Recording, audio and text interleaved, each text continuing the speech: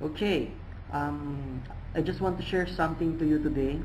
It's called, Mom, Dad, why do I have a tracking device inside my bag? Because you know what?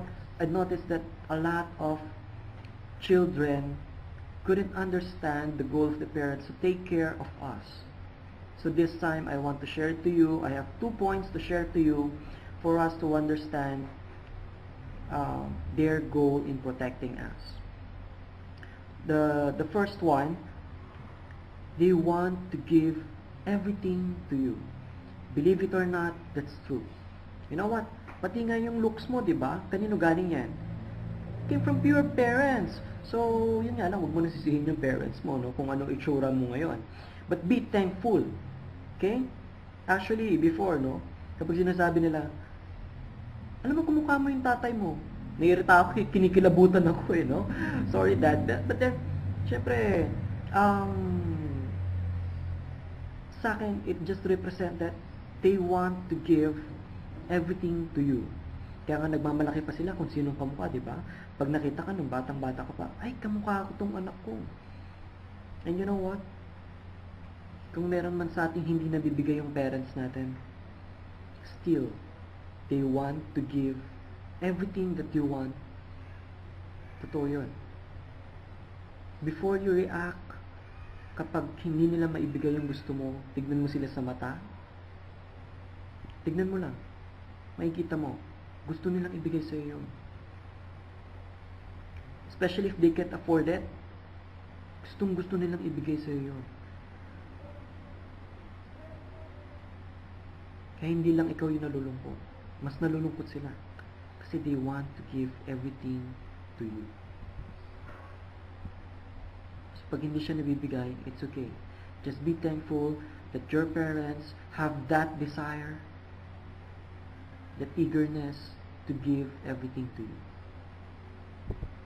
Yes.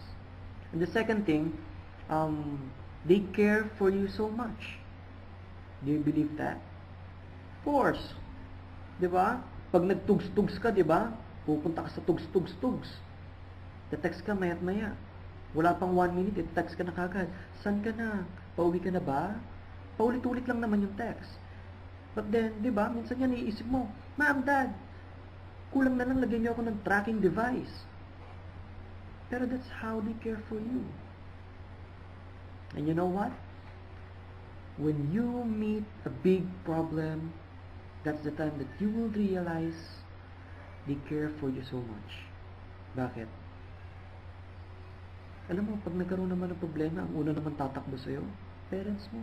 Ang unang tutulong sa'yo, parents mo. I want to share this one story of my friend.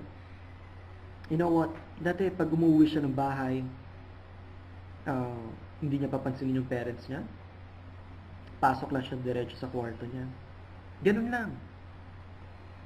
Hindi ko alam kung bakit. Pero, yun yung lagi niya sinasabi, kinikwento. Ayaw niya sa parents niya kasi masyado daw mahigpit. Ayaw niya sa parents niya, ang kulit-kulit daw, lagi daw siyang hinahanap. But think about it. One day, nagkaroon siya ng malaking problema. She was pregnant. Pero yung boyfriend niya, iniwanan siya. Sinong tumulong sa kanya? Parents niya pa din. Walang ibang tumulong sa kanya at nag-alaga sa kanya kundi parents niya.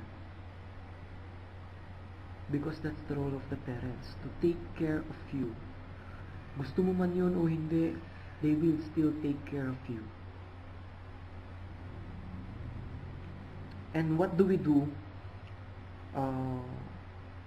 What can we do for our parents? Okay. First, thank them. Say thank you before they cannot hear you anymore.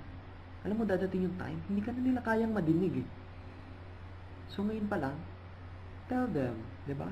Thank you. It's not hard to say thank you, to appreciate our parents. Second, show how much you love them. Before their eyes run out of sight, dadating yung time, nalabo na yung mata niya. Hindi niya na makikita, hindi niya na ma-appreciate yung mga ipapakita mo sa kanya. So ngayon pa lang, ipakita mo na. And third thing, hug them. Diba? Walang corny-corny. Malaki ka na, hindi ka na pwede magpayakap. No. That's not true. Hug mo sila, pakita mo kung gano'n sila na-appreciate. Dahil sooner or later, tatanda tayo, tatanda sila. You know what? You cannot give that hug anymore. And one more. Cook for them. Diba? Kahit hindi ka marunong magluto pagluto mo pa rin sila. Kasi simula pagkabata, diba? Pinadede ka nila, tapos pinakain ka nila, pinagluto ka nila, hanggang sa lumaki ka, hanggang sa kaya mo na yung sarili mo. They did everything for you, to feed you. And now it's your time para sila naman yung ipagluto mo. Sobrang mahal ka nga nila, kahit hindi nga yan masarap yung lulutuin mo, kahit hindi ka nga marunong magluto, kakainin pa rin nila yan. Believe me. And the last thing that I want to share, laugh with them. Hanggat maintindihan pa nila yung joke mo. Kasi dadating yung time, you need to explain every detail of your joke para lang matawa sila. And that's a fun thing to do, diba?